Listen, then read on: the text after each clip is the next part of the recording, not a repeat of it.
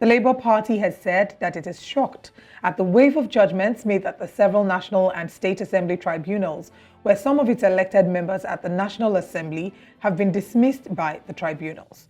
Mr. Julius Abure, who is the national chairman, in a recent statement said that it was a surprise that the Labour Party, which in the last general election took Nigerians by surprise by rewriting the political narratives and ending the dominance of the two major political parties in Nigeria, is now becoming the target of judicial attacks. Now, the statement reads, Labour Party became a household name with over 10 million members and supporters across the nation. However, this feat is regrettably being reversed by the pronouncements coming from the various tribunals. We are worried because the reasons for reversing our victories are matters that have been settled by superior courts in the past. It is even incomprehensible and ludicrous, rather, when different tribunals give conflicting and diverse judgments on the same matter, a matter that has since been ruled by the Supreme Court and very recently at the Presidential Election Petitions Court in APC versus Peter Obi. The courts have, in a plethora of cases, held that the court has no jurisdiction to intervene on the internal affairs of a political party. Now, let's bring in political and current affairs commentator Noji Bello, who joins us to dissect this issue, and hopefully we can also get a Labour Party representative as well. Good morning, Mr. Bello. Thanks for joining us. Thank you for having me. Great to have you. The Labour Party statement, says that, the upturning of some of the elections of some of their members is ludicrous, and it says that it's coming from conflicting and diverse judgments on the same matter, and other things, of course, similarly related. Can you quickly speak on that? Does it seem like the courts are having different judgments, on the same issue? Of course, it's easy to tell that different courts are issuing different judgments on very similar or even the same matter in some cases. Now, the problem the Labour Party may have is that over the years, they've been around for virtually 20 years, but they've not been tested politically at this level. So some of the technicalities that are being presented by their opponents, that are being presented to the courts, they've not passed through those rigors before. So it may be affecting them that they are new to this kind of challenges. But then again, there are some cases where they had faults fair and square, but it seems like in other cases, it seems the tribunals may have created some irregularities, may have created some new. It's difficult to see how. Mr. Bello, can you hear us? It's in different things and thoughts. I can hear you. All right, go ahead.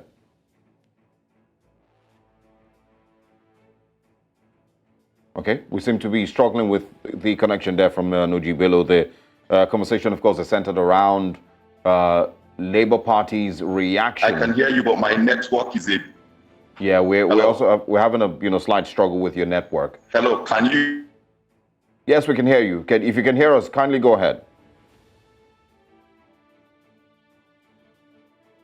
All right. While, of course, we try to connect with him, let's quickly share with you, a reaction from an Imo State representative, Ikenga Ugochinyere, of course, in his reaction to, once again, the tribunal, asking that he also step aside for, of course, reasons that they have clearly stated. But let's get you to watch, what his reaction is to these court rulings.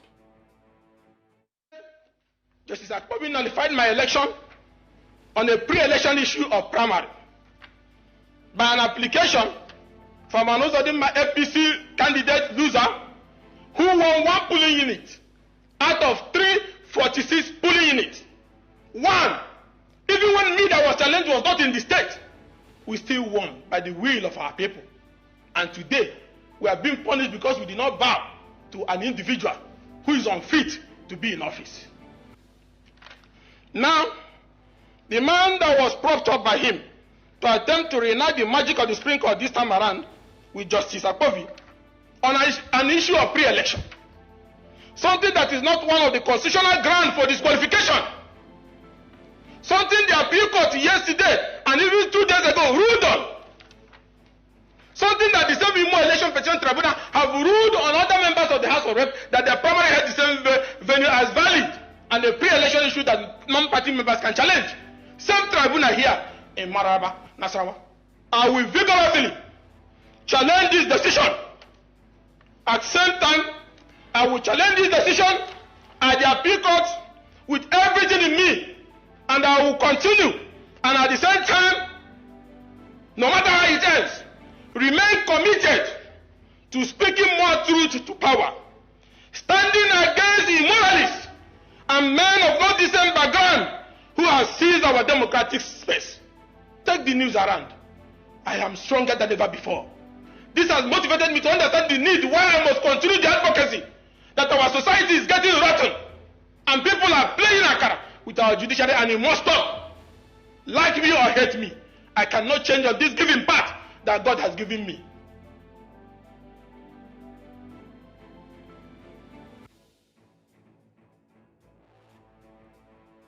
All right, and that's a video there. Ikenga, of course, expressing his displeasure by the court's ruling. We still have our guest joining us, Noji Bello, who is joining us to talk about the Labour's position about the court in some measure, maybe making targeted judgments against the party. Mr. Noji Bello, I believe you saw that. I don't know if you listened to that video. We'd like to get your reaction. Okay, I did listen to it. Can you hear me clearly? Yes, we can hear you. Please go ahead. Okay. What I've said before is that the Labour Party, over like the 2 decades that they've been in existence, they've not been tested politically at this level. So they faced a lot of challenges dealing with tribunals and all sorts. And again, the party itself, during their campaign, they had issues with building a structure. The party did not build a proper structure that would have helped them to handle a lot of matters. In one of the most recent cases, which is Ethiopia, they are having re-elections or having more elections in about 30 polling units in Ethiopia. Something like this happened in the last Ethiopia representative elections. And if they had enough agents at this polling unit, their agents would have raised alarm when elections were not holding, or they would have asked INEC why elections were not holding, and those matters would have been dealt with back then. So it was a matter of structure, it was a matter of experience on the part of Labour Party.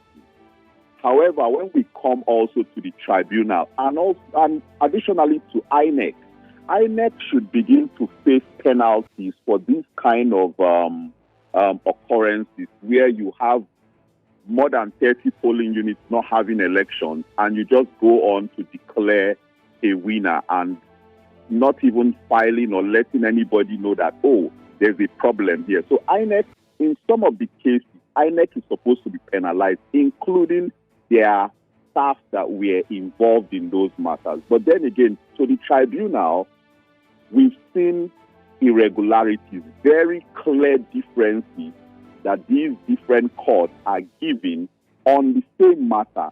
Now, I'm not saying that every judgment on every matter must be exactly the same if you take it to any court. It doesn't have to be exactly the same. Wordings may differ, there may be some little differences, but the final decision should be quite similar. You can't go to one tribunal with one same matter and they say it's black. Then you go to another tribunal in the same country and they're telling you that thing is white as snow. These are issues that need to be dealt with. So everybody has their fault. On the part of INEC, it is the fact that some of their agents, some of their recs and all of that, they just run elections the way they like without any consequences when things are not done right. On the part of the Labour Party itself, they were inexperienced and they didn't have good structure. They didn't have agents all over the polling units that they needed to cover. But the courts also, they need to be more clear with how they come to their decisions. We've seen some that are, I'll use that same word, maybe ludicrous, you know, in a situation like Senator Lawan, who came back nowhere. So that needs to be dealt now. But anything that can be done right now. Obviously, a lot of issues with both the leadership recruitment process. I mean, INEC itself, with the courts, with the political parties.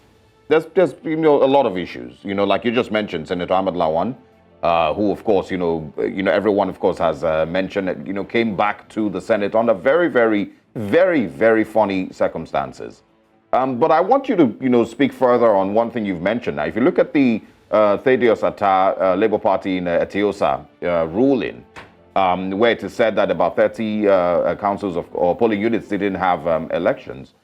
You've just mentioned, that it's funny to say that because this is the same result that was used to declare, in the presidential elections, and the tribunal didn't have any issues in the presidential elections with those 30 polling units. So why does it suddenly find that there wasn't voting in these 30 polling units for the local government or for the House of Representatives position? Yes. So let's just flash back on that part. So I've heard people raise this issue that if there will be some additional elections in this particular House of Representatives election, why is it not affecting the presidential election the same way? So first and foremost, I supported different parties in different positions, and in Ethiopia, Atta won. I won't say I supported him, but he won. Now the issue is the level of impact that 30 polling units will make on a House of Reps election is different from the level of impact that it will make on a presidential election. So you can decide that because a spoon of rice is missing from one bowl, then the bowl is incomplete. But if a spoon of rice is missing from a bag of rice, you could just say, oh, well, let's go on with our business. So that is the way I'm going to explain that part. So I would like to find out now, with all the challenges that the Labour Party is facing in different parts of the country with its lawmakers, from Enugu to Imo to Etiosa here, what are the next steps for the Labour Party?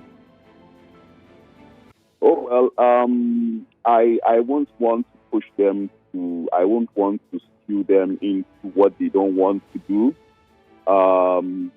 I would go back to say they should have been better prepared.